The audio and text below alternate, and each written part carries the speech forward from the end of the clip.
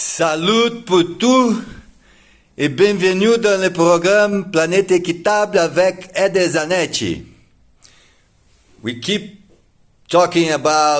discussing about this theme of the bioeconomy and how to improve the political conditions, the institutional conditions in order to allow the specific bioproduct we are looking into to flourish, this production chain to reach the market, and it help effectively to sustainably develop the region where it's being produced.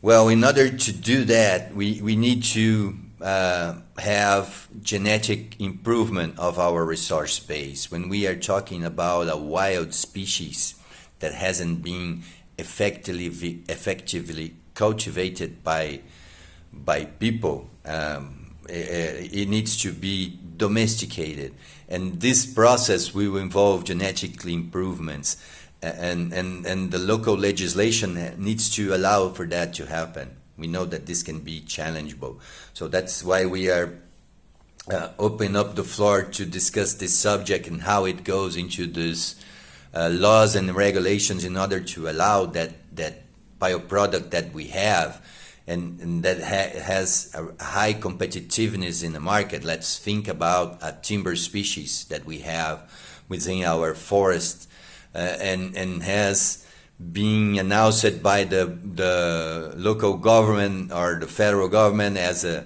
threatened species. And this became threatened because it has a large market. Well, we need to genetically improve this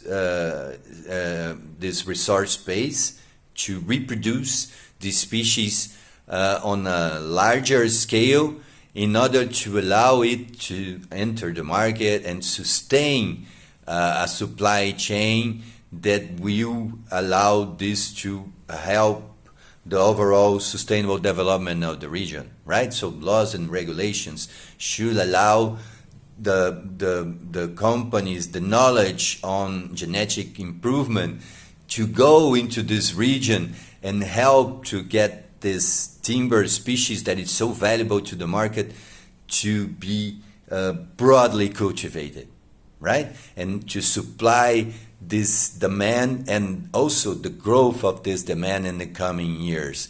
So that's what we will be talking about here this week when we are talking about laws and regulations. Let God's peace and the love that builds be our weapons on the daily struggle for justice. Ede Zanetti pour toutes mes amis en Afrique.